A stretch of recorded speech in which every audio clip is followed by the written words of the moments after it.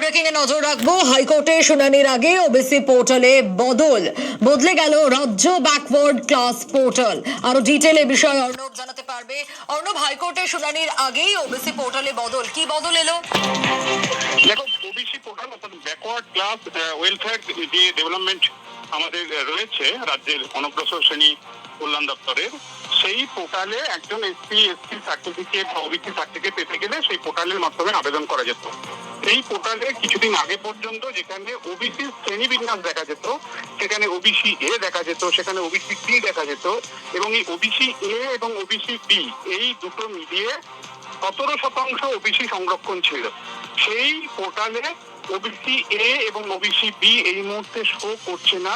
সেটা শুধুমাত্র only OBC, অর্থাৎ অনলি ওবিসি বলতে 2010-এর আগে যে 66টি সম্প্রদায় ছিল সেই তালিকাভুক্ত ওবিসিকেই এখন দেখানো হচ্ছে।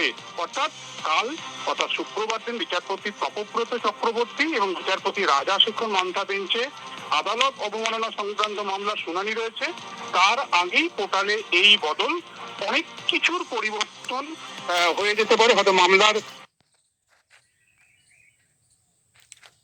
তো বন্ধুরা, আমরা তো বুঝতেই পারছি এবার ওবিসি কেস মিটে যাওয়ার প্রবল সম্ভাবনা রয়েছে।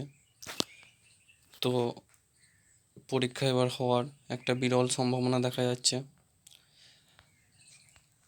তো যতদূর সম্ভব মনে হচ্ছে সেপ্টেম্বরের মধ্যেই পরীক্ষা হওয়ার প্রবল সম্ভাবনা।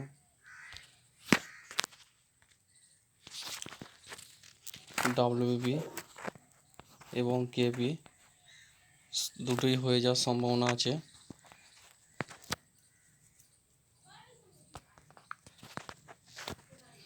তো যতদূর সম্ভব মনে হচ্ছে কেসটা এবার মিটেই যাবে।